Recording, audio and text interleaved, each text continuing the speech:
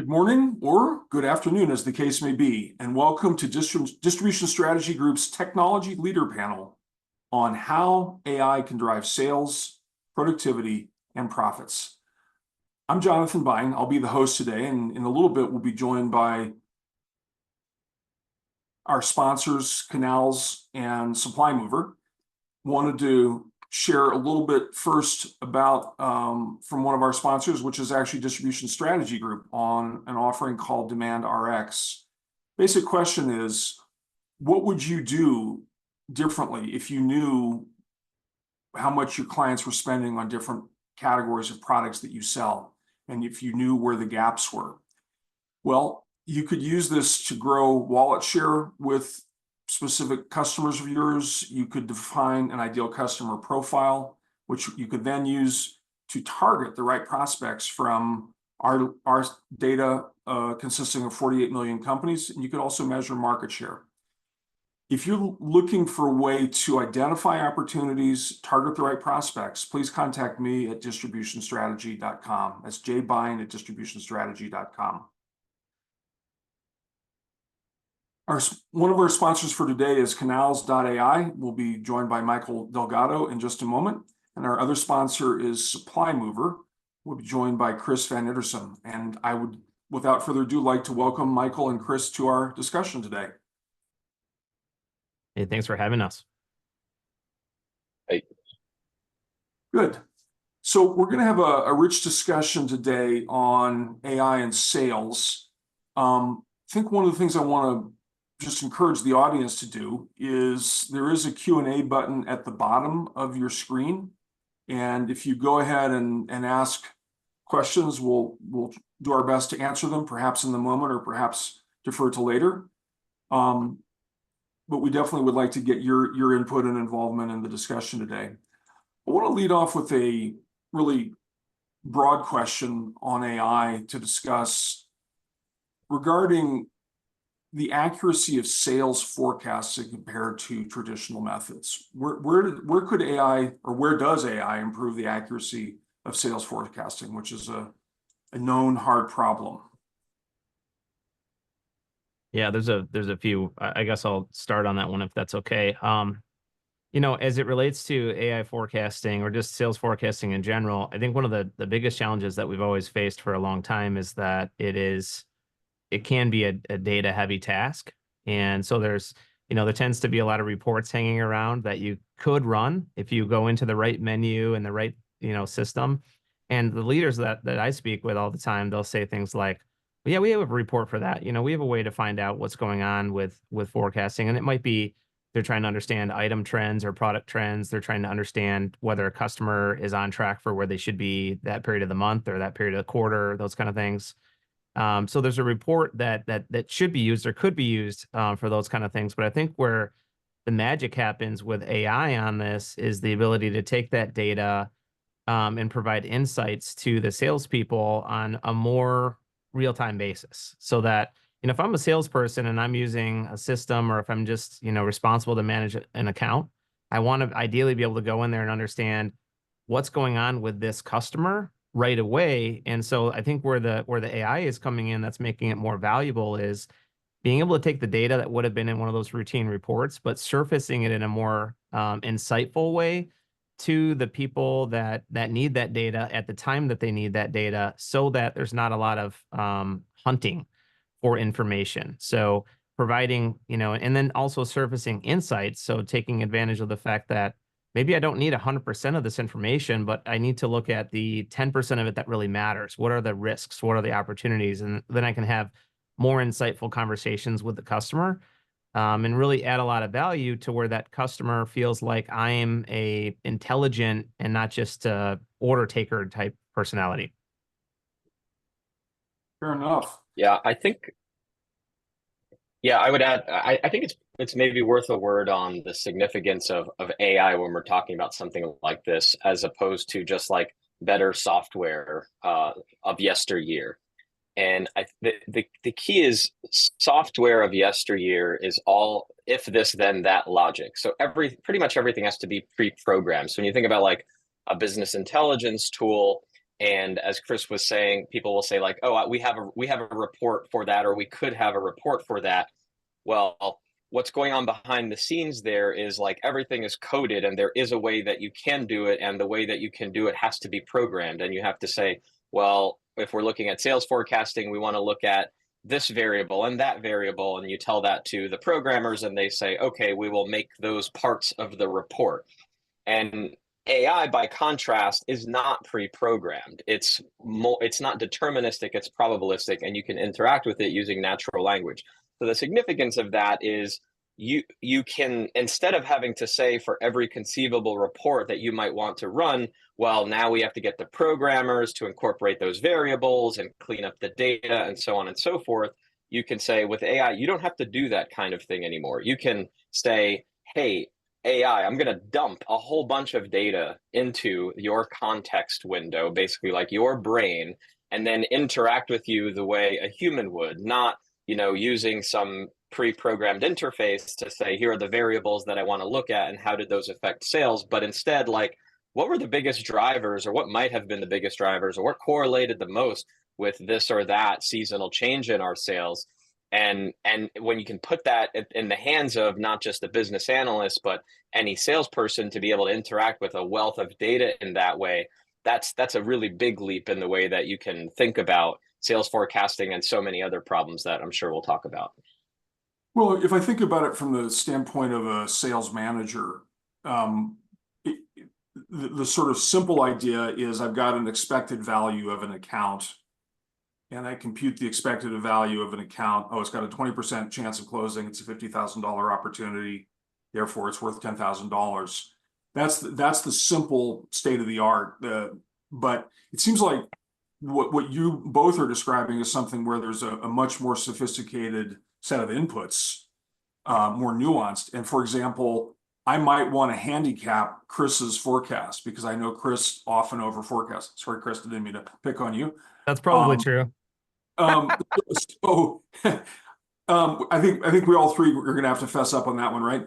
But so I think that kind of thing where that's what a sales manager would have done, or would handicap based on the account, or handicap based on the product, or Michael, as you mentioned, seasonality. I think all those things are potential inputs to this that probably are not handled very well, or to your point, Michael, are handled in that sort of simplistic if-then logic. Yeah, and I think if you have a team of engineers who are, at your request, able to go and like create the new reports and introduce the new data and slice it and dice it in the ways that you ask for, right? Like maybe you feel like you can do lots of these things that you're talking about, but the significance of AI now is that you don't need a team of engineers to program all of this new data into your reports and then program the interface for your frontline people to be able to interact with that data. Now everybody can use plain language to say, hey, what's really going on here? Like Chris said, you can say, what's the state of this account, first of all, as I go into this interaction with this customer, right? Just so that I'm saying the right things and keeping in mind the context of our whole relationship and whatever else is important that's going on. And then you can ask big, hard questions that don't require you, again, to have had that interface built out with those specific variables pre-programmed. Beautiful. Let's talk about where AI can play a role in personalizing, whether it's from a sales perspective or from a marketing perspective. Maybe let's talk about what the elements of personalization are and then how AI affects those. Now, this is a huge one that we focus on big time here, but it's also with AI, what you want to see when you're looking at your system that manages your orders, manages your interactions. Distributors in particular are reliant on a lot of order flow data, or a lot of, I don't find in my experience dealing with distributors that a lot of them manage opportunity pipeline to the extent that other types of companies would, right? Because typically the opportunity pipeline on the front end is more of a, how did we get the customer? It's more the prospecting life cycle. But once you have a customer in distribution, it's a lot more likely that that transitions into, contract management and planning, and then routine maintenance of making sure that customer is on track to what they said they were going to do, or on track to what they should be doing with you. So as it relates to the personalized interaction with the customer, what I like to see is that we're able to understand what is our customer doing with us, and then what should they be doing with us? Should they continue those behaviors? Are they presenting any types of risks, or what opportunities might be there based on what we're seeing in the data? Like I like to use the analogy of the grocery store in this all the time, because it's something that we all recognize. You know, we all shop for things at our homes, and we shop for the routine things. And week in and week out, we know what we're going to get, and then so in turn with our store. That's why they started using things like the loyalty programs at the store, because at the end of the day, they're able to now tag that order to an individual. This is the same kind of data that a distributor has already, because they've got all the order flow data. So now what they can do is pick up on those patterns. You know, what is this customer like? What's going on with this customer in terms of the related seasonality? What's going on with their order pattern? Where did orders fall off that shouldn't have? So what are some opportunities of some things I can talk about?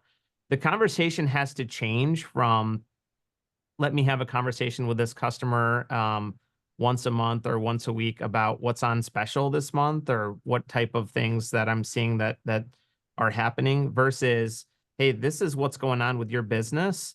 I've seen that you're doing this, and hey, what about these kind of things? Because I'm seeing that these things are related to that. And you can really start to get a lot more intelligent with the feedback that you can provide to a customer, just literally based on what they're doing. And then as an extension of that, the lookalike audiences that you're able to build within your system, saying, hey, this customer is a lot like these other customers. If I've got one customer and I understand their patterns and what kind of classification that they have, I also know the behaviors of folks that are just like them, right? So, hey, you know, customers like you are starting to they're starting to move out of these products, and they're starting to move into these products. You can now become kind of an advocate for helping them to understand trending that's going on, things that they might not notice otherwise. That's really some of the things that a human will struggle to find that in the data, and the AI can surface those kind of things. And then again, summarizing it to where within 30 seconds to a minute, I should really understand, just by reading some basic overview or some surface highlights, what's going on with this customer. What should I talk to them about? What interactions can I have? And then one step beyond that is then the automations that can be put in place, right? So maybe we start to email them once a week, letting them know, hey, this is what's going on. Here's a few products you might want to consider. But it's like the type of powerful offers that they actually want to see, as opposed to the noise that they're getting from all their other marketing programs. Yeah, I think in terms of personalization, I really like Chris's point about the grocery list, because so for a product like Canals, we're focused primarily on doing the fundamentals really well, on helping distributors do the fundamentals really well. So it's not necessarily, it's more on the sales side than on the marketing side, and it's more about providing a great experience on the day in and day out work of just providing quick quotes that are customized or that take into account what's going on with that customer. So for context, so our product, we take a customer email in any format where they're requesting a quote or placing an order. The way that they do it doesn't have to be in a pre-program, in a, you know, a predefined spreadsheet or PDF template or anything. Whatever format they use, and they send you that, you know, they're sending these day in and day out, asking for stuff for a certain job, and maybe they have multiple jobs going on with you. And so when we talk about personalization, it's just like, how do you get them that quote super fast in an automated way, even though they're just giving you generic descriptions, sometimes written on a brown paper bag at a construction site, and they send you that. How do you get them back a quote super fast that is the actual part they're asking for? You know, they say generically like this type of part, not the part number, and you know, through AI, we know through our machine learning from having served that customer, oh, when they say that part for that job, they mean part A, but when they say that description for a different job, they mean part B. That experience of just serving them super quickly, taking into account the things that a human would, but without all of the time that it takes a human to go and do that research and say, oh, which part did they mean for that particular job again? I know they use a certain brand for that job, or I know that job has to be everything made in the USA, right? Stuff like that. Instead of it taking hours of an inside salesperson's time, now can start to happen in an automated fashion, when in the beginning an inside sales rep is using a tool like ours to make some of those decisions, but in the background we're training a machine learning model that's going to start to pick up on the signal of what are that customer's unique preferences for those jobs in general, for brands, made in USA requirements, and so on and so forth. So in that example, I love this, Michael. You're saying that personalization means going from a generic specification to a contextually specific SKU that ends up getting ordered. That's right. That's Yeah. right. And the generic can be like surprisingly generic or even vague, industry slang, shorthand, right? Just these terms that you think of as like only people know those things, people who are in the industry. Some of this you can't even find on the internet. That's just like a slang term that only electricians in Texas use to describe a certain thing. Well, if you have an inside sales rep processing quotes or orders like that through a tool like Canals, then yes, in the background, our models are getting smarter to say, now we know what this term means. We know what it means in general. And we also know that when this guy's asking for it, he prefers this specific brand because we know he's working on, project 1, 2, 3. So when we look at both of the examples that you've described, meaning each of you, the simplistic notion of personalization, you go to a website, it figures out or it knows that you are a designer, therefore it's going to show you information, products, services related to a designer. Versus if the procurement person gets a different view when they come to this website. Is there a notion of a persona that is predefined, or do personas get, is personas not even a relevant concept here? It just gets figured out by AI. Does the question make sense? Is like do personas emerge? Or I think it makes sense. Irrelevant? Yeah. I think it makes sense. So for us, Chris's program may be a bit different. So for us, we're not crafting personas per se. Like we're not putting customers into buckets that you can go and see a list of or something like that. Instead, there's just a natural learning that's happening around what that customer wants, even without us having put them in a persona. So it's not like we're observing what they do, then we assign them a persona, and then the personalization is based on that. We're observing what they do, and so we're just personalizing based on that. So it's almost like the bucket of the persona would be too coarse in your example, because you're getting even more personalized. For us, yes. Yeah, Okay. exactly. I think a lot of companies focus on creating avatars that are very, very specific, and then trying to chase down how can I align strategy around this specific avatar, when in distribution, you already are facing off to a specific avatar typically, right? If you're a distributor, you have a specific product line. If you're selling electrical or HVAC or pharma or food and beverage convenience, like you have a target type of customer. Your target type of customer probably knows you as selling that type of product or distributing that type of product, right?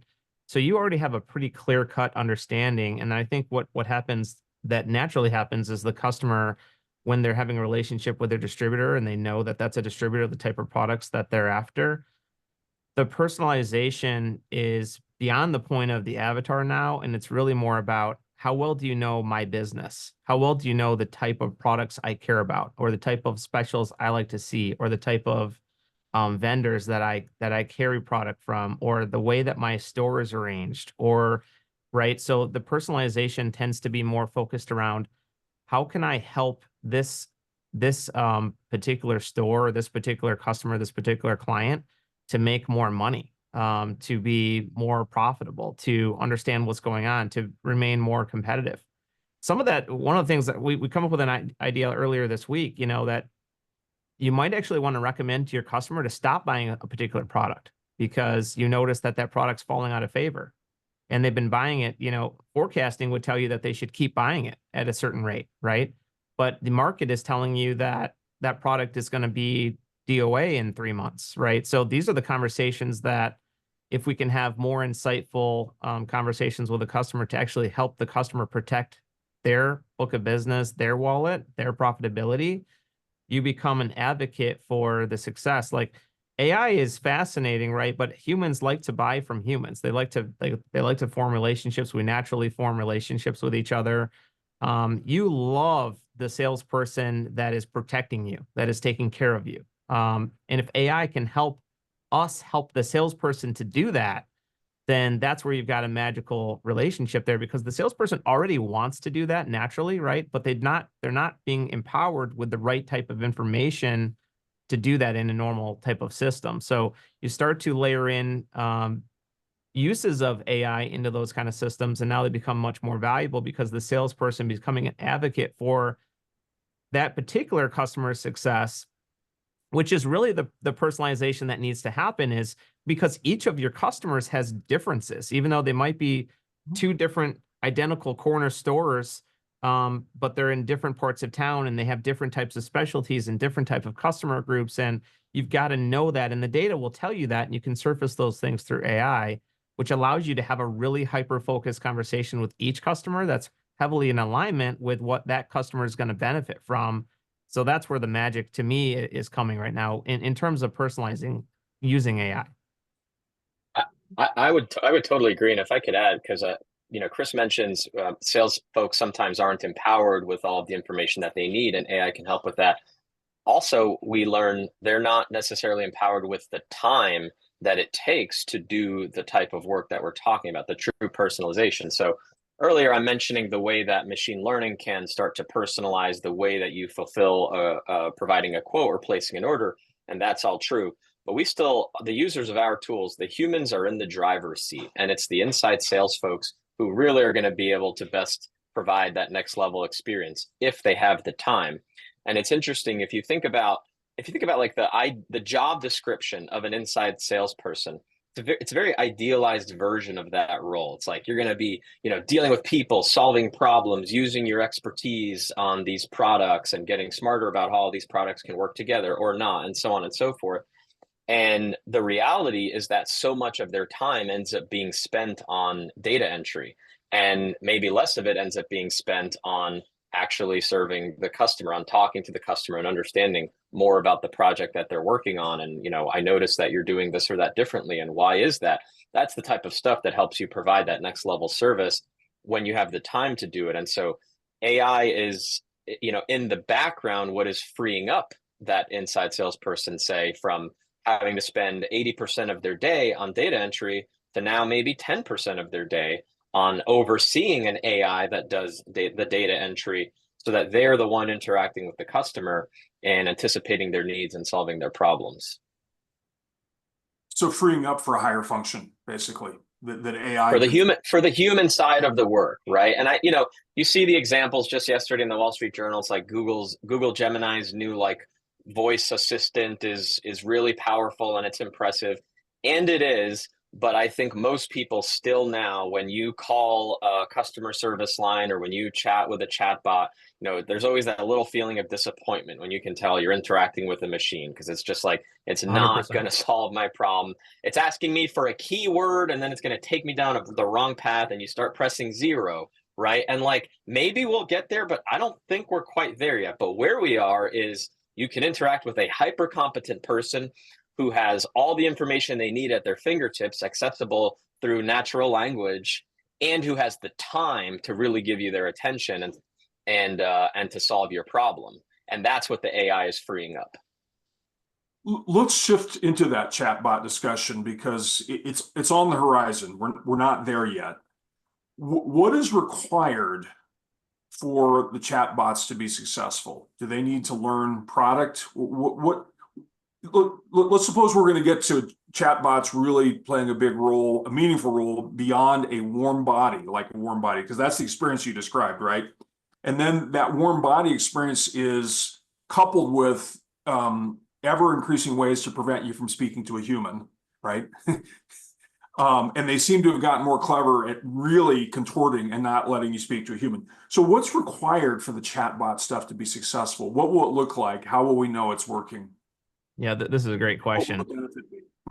On the chat bot specifically, one of the things that we believe in at Supply Mover is that you've got to really protect the relationship between the humans, because at the end of the day, the humans are going to make decisions based on human behaviors and human relationships. And, you know, you'll have a situation where you've got a great relationship with a customer and then something goes wrong. And it's because of the great relationship that you have that protects that account, even in bad times. Where if everything was purely computer driven, every customer would only ever buy at the best price from any vendor possible, and any problems, they would drop vendors quickly, move on to others. It's the human connection that smooths out all those rough edges, if you will. And you'll even sometimes, as a consumer, pay more for a better relationship or someone that's going to deliver on their promises, right? Versus one that won't. So I think it's really important that we keep in mind when using AI in chatting that if the customer perceives that you are trying to push them off on AI as a strategy to cut costs and as a strategy to, they will perceive that potentially in a negative way. So, but there are some use cases for the AI that are terrific there. Like some of the examples I can think of, if you can talk to a chatbot and say, hey, when did my last order ship out? What was the tracking on that? What was the order total for this? What's the balance on something, right? There are a lot of routine questions that I think AI chatbots are terrific at. And each of those has specific endpoints that in the software have to work to where you can say, okay, if the customer asks this, like, how does the AI even look up that information? So that's where some of the sophisticated AI chatbots are, they seem magical. It's like, well, how did it know that, right? Well, those things, those lines of communication have been programmed such that the AI knows how to handle those kind of questions. What it has to get really good at is where it doesn't know the answer to the question, and it doesn't have, probably because it doesn't have access to the related data that it would need, right? Otherwise, it would know the answer. Or if the question is just too cryptic or needs a human intervention, being able to get them to a human quickly, we feel at least is a very important thing to understand. I had a really good example of this myself. I was dealing with ordering I'll call it a tablet, just to leave brands out of it, from my phone carrier, from my cellular phone carrier. I needed a cellular-based tablet for mobile connectivity. And I was trying to order it, and there was no way to talk to anyone. They were trying to push me off to the chat. I was actually really highly annoyed by it at the beginning stages, but through the chat bot, I was able to actually go in and say, I want this tablet. I want, these are the specs I want on it. I'm trying to add it to my account. And it was programmed with a path in mind. It knew what I needed. It asked it had me recognize what my account was. It had me look up my information. Do you want this? Do you want that? And what it was able to do is quickly identify, I wanted to add this tablet, put it on the account with this plan. Is this all the stuff? Confirm the order. Okay, great. I would have had, before that conversation with the chatbot, there would have been no way I would have thought that I could have done that through a chatbot. So I think that's a great potential use case. So the information it clearly needs transaction information. It needs information about the company, the contact, product data. What else does it need to be able to do its job well? Talking to a particular customer, Yeah. their own order history, their own, and understanding really of that customer and the interactions that customer is having with your company are probably the foremost concern. Order history, product availability. The most routine things that people ask about are the interactions they've already had with you, right? So what's going on with this order? Where's tracking? What's the balance? Why do I owe this? I'm returning this. I want to discuss what's previously happened. On the other side of it is the ability to forecast future, right? So when will this product be available? This has been out of stock for some time. What's going on with these products?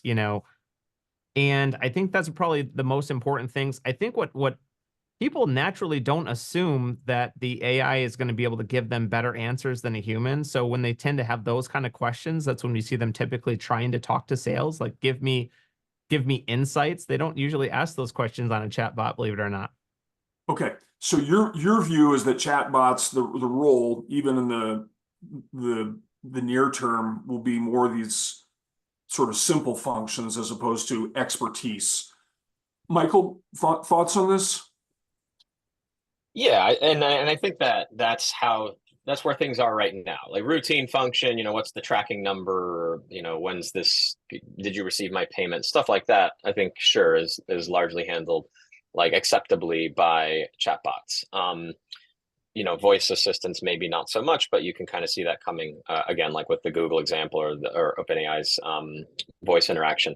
But I think like the bigger version of it, where it's like you actually, somebody can solve a less routine problem or get through a set of less routine questions through an AI. I think you're trying to like build the outline of like what's needed, right, Jonathan? So I think where the list, so Chris, I agree with what Chris said, which is like access to the relevant data. And that's just some list of, a few dozen types of data, right? Who's the customer, who's the person, all of your products, right? All of their past history, probably their past interactions, and so on and so forth. So there's that data, and then maybe there's like data about the world, a regulation has changed or commodity prices have changed. And so that like, if the more you can incorporate information like that, the better. That I think is like not happening now, or not, not to like a strong extent, but like maybe we're getting there. But that's just all one piece, is like having all of that relevant data. I think a second piece is judgment, and that is the really hard part.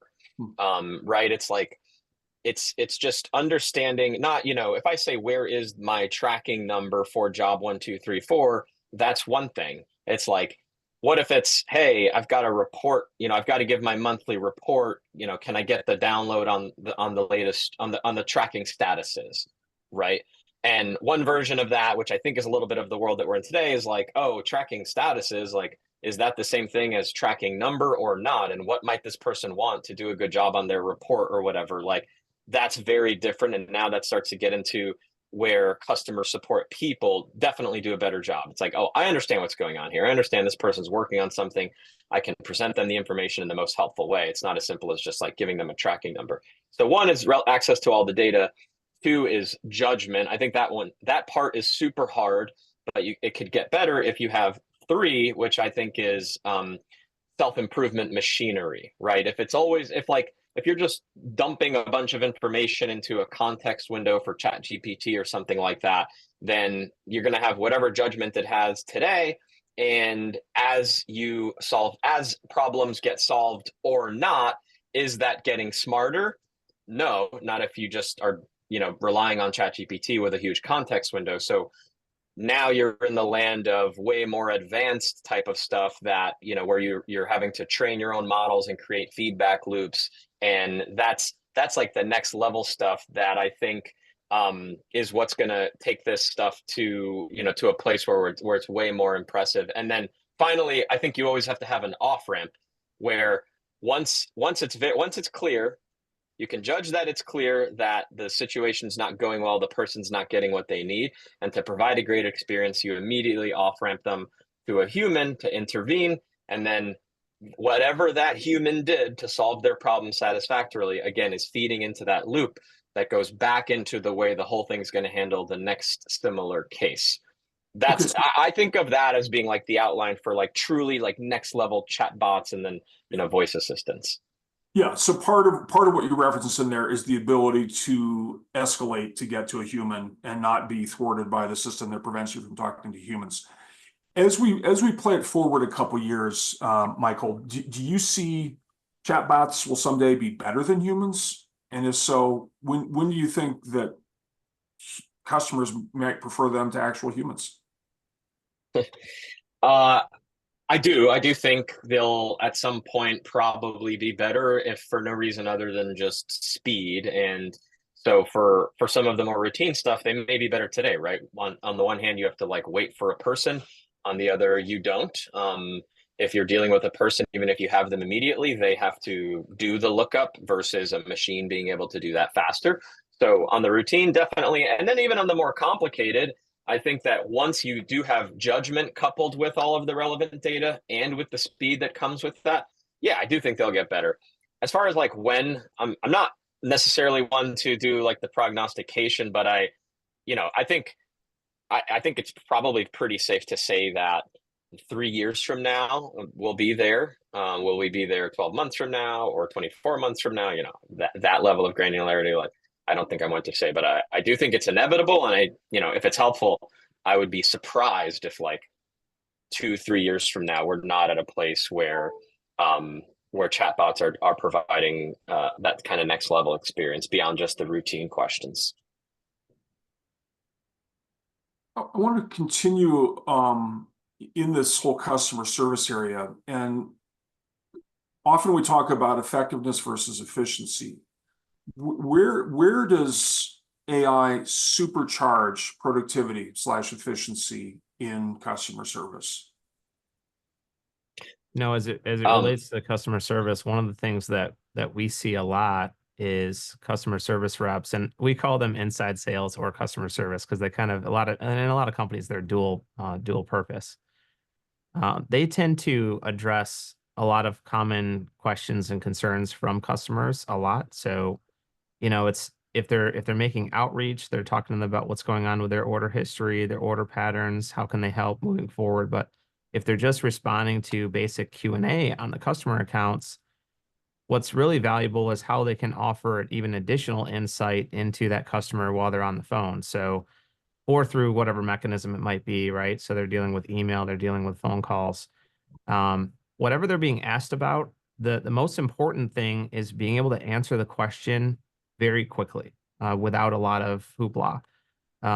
This means access to the relevant information being surfaced to them, or having a way to quickly navigate to what is relevant concern of the customer quickly, and then address that. And then also to record that outcome so that for the future, they have an understanding of what's going on with the relationship with the customer. So, but while they're also on the phone talking to the customer, this is also a great time to segue into other things that they notice with that customer. So it could be related to their credit account balance, the AR, so to speak, on that customer. It could be related with order flow. It could be related with patterns that they're seeing that are, questionable. They can either bring those things up while they're on the phone, or they can, notify and create activities and follow up internally for other people to take a look at and be more proactive. Maybe they kick this out to an outside sales rep or someone who's responsible to make outbound sales calls.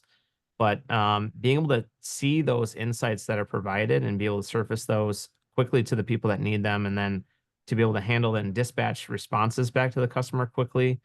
Those are some big things that we're seeing that are really smoothing the edges with the relationship with customer service reps and the customer, making them so that they are the kind of person that you want to call, as opposed to like, oh my gosh, I dread calling this company because they just never seem to know what's going on. So we can make them smarter, more intelligent, then you want to call them, because again, they're kind of like an advocate for your success at that point.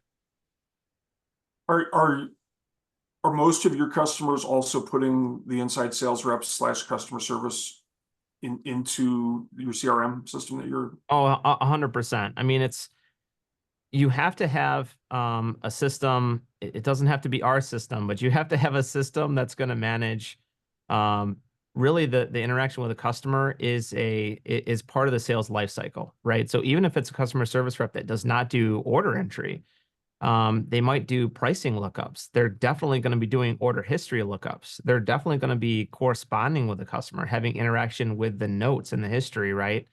So, a lot of times there's some things that we can talk about that we know as consumers that help to articulate this best. If you're going to look for a hotel right now, and if you've recently used one of the booking sites like an Expedia, and you pull up a hotel, it will give you great summaries of what's going on. Thousands of people have reviewed this hotel, and the consensus is this, and it's like a little paragraph that says many people like this and this about it, but some other people dislike this about it. Here's the things that really matter. And so you don't have to go and read, hundreds of entries right in there. And this is what's now powerful with these kind of systems, is when you empower the customer service rep to pull up a system that's like that, saying what's going on with this customer. Well, the customers recently had this, they're trending in these ways. This is what the orders look like. This is a summary of the recent interactions. This is likely why they're calling. That might be another way to look at it, right? Like, why is this customer on the phone? If I can tell them why they're on the phone before they can, then I'm now, sitting in an advantage. Like, this might be a problem. Now I'm messaging other people in the company. I'm getting other people involved.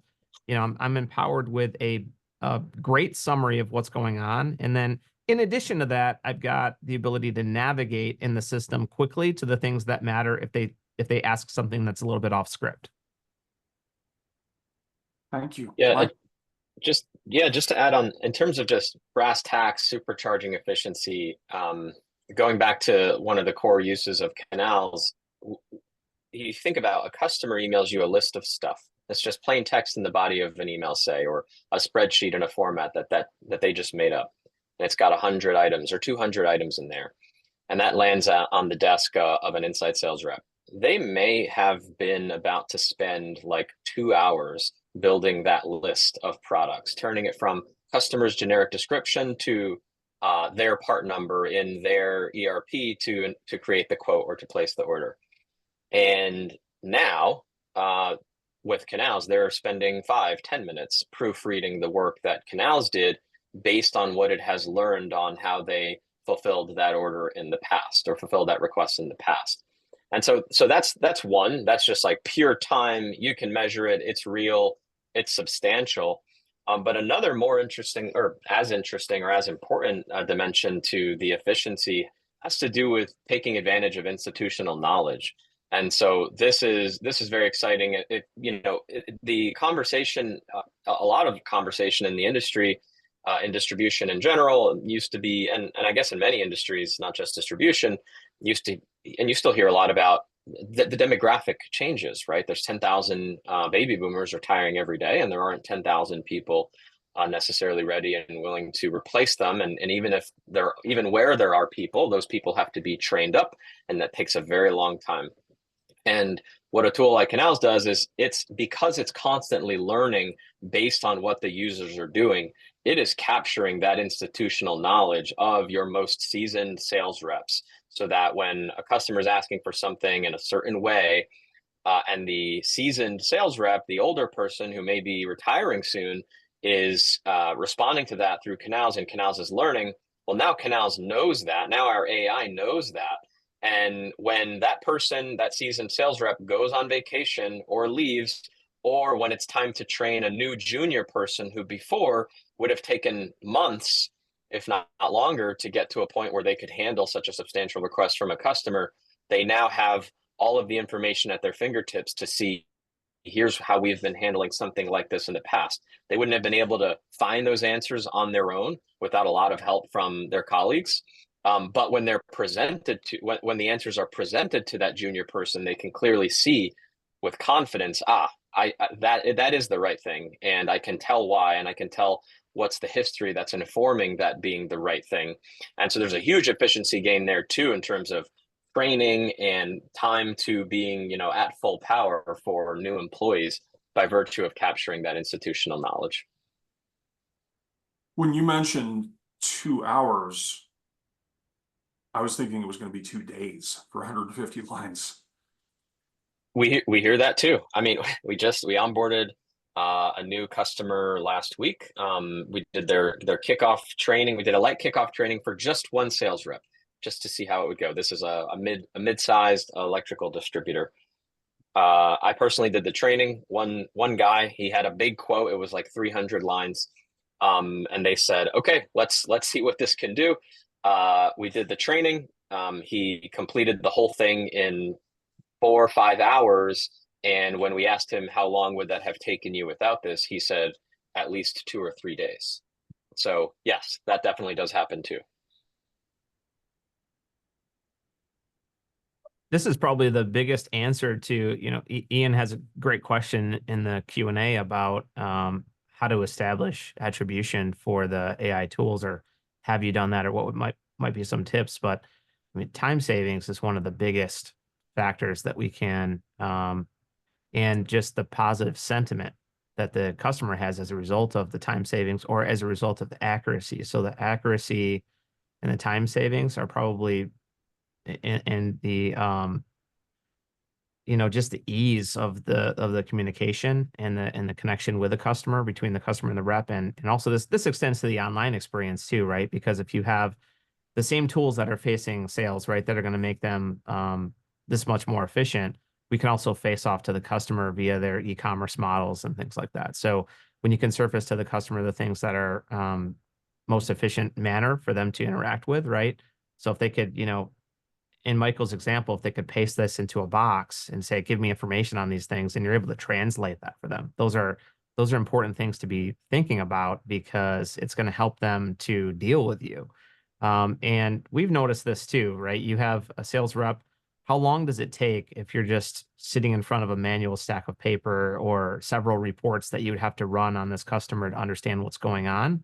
It could be, and that's where minutes start to really add up. If my job is to face off as an inside sales rep, for example, to, let's say a base of a couple hundred customers, and I'm supposed to also call on leads and prospect and grow accounts, every minute matters because if I'm spending one more minute with each customer right throughout the day and I call 20, 30, 40, 50, and many of these customers they'll say you need to have productive conversations with 40, 50, 60 accounts. Well, I can maybe turn that into 70 accounts or 80 accounts with that same person and have way more powerful conversations that are way more insightful and more intelligent on both sides of the conversation and better received even where, you know, it's fascinating when you can call a customer and they're like, hey, how you doing? Good to hear from you again, as opposed to, why are you calling me again? It's not an annoyance when you're dealing with a salesperson who's actually an advocate for your success. You actually appreciate that call. He's telling you about trends in the market. He's telling you about stuff that's going on with your order flow that matters to you, and things that you wouldn't know, insights that they can glean that you wouldn't have known. So it really empowers um, it does a really positive sentiment for the customer so that ultimately they want to receive that call and they don't want to dodge. You're going to get through to more customers that way and you're going to build a better relationship and you're going to reduce the time on the phone and the time in prep prior to being on the phone, which is probably one of the biggest things that's the most obvious impact, right? When you can take a sales team when you're hiring, right, you've got 7 reps or 9 reps or 10, and you're trying to go to 12, like you're thinking about every headcount cost is going to be 50,000, 100,000, right? And bennies have gone through the roof. So it's very, very expensive to put personnel, boots on the ground, inside or outside your organization. If you can empower them with a more productive tool that cuts the time in half, you can take a sales force of 4 and turn it into 5 or 6 just by putting in a different system, right? You can take a sales team of 10 and turn it into 12, 15 in terms of that productivity just with a different system. So that's an important thing that is maybe, in my opinion, at least the biggest attribution that we can see, and in terms of ROI on an AI investment that is very, very obvious. It's not just hey, we've got a few more SKUs going out to this guy, or the number of lines on the orders are growing a little bit. Those are all awesome too, right? Growing the base and getting more revenue from each of the accounts and establishing that you're going to get as much of that wallet as you can, but being able to do more with the amount of time that you've got because of what we've armed the sales rep with, that's a beautiful thing. Yeah, and I would add, if I may, there's the time saved, right, and the value, just the value of that time that you save. You can calculate your labor costs and so on. But there's also the impact of the time on conversion rates when you think about like competitive bidding situations. And that's huge. If you're serving contractors, for instance, and they're sending out a request for quote to 5 different distributors, we hear all the time from our customers who are saying, we're winning the business like a day before the next guy has even returned the quote, right? Because the concern, if you're a contractor, your concern is I'm going to have labor on a job site tomorrow. Are they going to have all the stuff they need to be productive? And if I get a quote back in 10 minutes, 30 minutes, and the next one's not coming for 5 hours, I'm going with that fast one because my bigger concern is about the productivity of my labor tomorrow on that job site, not saving 5% maybe if I'm lucky on this other quote that may have its own wrinkles, that the stuff's not necessarily that's the price, but the stuff's not going to be available by the time that you need it. So speed is huge. We had one of our customers say they were doing some back of the envelope math and they figure they're increasing sales by 20% without having added a single head. Sales, the types of sales that flow through canals. Okay, so fastest quote wins. And if we were to sort of tie off this particular topic, you guys are each referencing 20 to 50% greater productivity, whether it's the field sales or the inside sales in terms of their capacity and the number of accounts that they can handle. So So this is absolutely huge. On productivity, sorry, Jonathan, to cut you off. Ours is actually it's more than that. Once the product has learned, right? There's that machine learning that I was talking about. But if Yep. you're like a mature Canals user, you're saving easily 80%, if not more, of the time that you would have been spending on the data entry to respond to quotes or to place orders. Good. I want to ask a final question to each of you, and then we'll begin to wrap up here. When we think about small and medium-sized distributors, how should they be leveraging AI to compete with larger companies in terms of sales and customer service? Yeah, this is a great question. I think it's really important for small and medium-sized businesses to understand that the enterprise customer, the businesses that they're up against, the big players, and these can be the big national distributors that they're competing against, they do have systems like this. So, and many of those systems are homegrown, and then they've been bolted on with a lot of other sophistication and a lot of dollars. I mean, we've worked with distributors that have, if you've got a company that has tens of thousands of employees, they have a very large IT staff working on this with in-house development, in addition to outsourcing with other product. And this is quite frankly where the small and medium-sized businesses struggle, because most of the time your first IT hires at a distribution company are going to be, managing your PCs and your rollout of equipment and managing your email addresses and, making sure everyone can access the system. It's not about hiring a programming team or a software team or those kind of things. So I think where the small and medium-sized businesses can start to do that used to be very difficult is look to a player, right? There's a few folks on this call that would be good people to reach out to, but look to a player that does and manages the type of specialty that you need. So start doing some research. What we usually recommend is make a list of your top, 3 to 5 things that you want to accomplish that you think you're not even necessarily sure if AI and software and other solutions are going to be the right way to go. But look at, what are some of the key problems that you think might be addressed by those, and then start to look into vendors that might have a solution for you and bring those problems to the vendor and then have them, problem solve with you. Don't just go buy something because it looks like a shiny new toy, but look to a vendor to say, can you help me do some problem solving here? How can I solve these problems? Because you'll start to identify there are solutions that are on the table. And because of the SaaS model, the software as a service, where each of these vendors has a lot of customers that are leveraging this type of technology, you're basically, it's been many years now that the crowdsourcing of funds has happened and developed some really great solutions for you that you don't have to be the one that bears all the responsibility and the cost and the personnel to deliver those kind of solutions to your customer. Okay, so don't quintuple your IT staff. Do look to your vendors. Michael. Yeah, look, I think there's sometimes this concern of like the machines are going to take our jobs. I think the headline story here is leveling of the playing field, because we were talking earlier about software, traditional software, as opposed to AI. It's all about if this, then that logic that you need teams of programmers to program. And the big guys could do that. And the small and medium guys used to not be able to, or still can't, but now they don't have to because of AI. And so, so there is a solution. Step 2 is take advantage of the solution. And, you hear this idea of some companies or people say like, oh, we need an AI strategy. You don't want this to be a solution looking for a problem. To Chris's point, like, what is the problem that you already have? And then do what you've always done. Talk to other people in your industry who are starting to find traction with existing AI solutions. And I suspect you'll hear about us, hopefully. But in any case, that's the work, right? So the same type of diligence you've always done. Ask around what's working for the types of problems that you have, and then go with what works. And the power of that is now you're going to be able to do things that before you used to not be able to, because you were resource constrained, but AI helps close that gap. Yeah, 100%. And dovetailing on that, and one of the questions in the Q&A, which was a great question, is, what kind of personnel do you need on your own team in order to pull this off, right, as a distributor? And Jonathan, dovetailing into what you just said, if it was me, maybe 20 years ago, right, we would have gone out and hired some sort of a leader to bring a team around, and we would have eventually 2, 3, 4, 5, 6 headcount that are trying to figure this all out.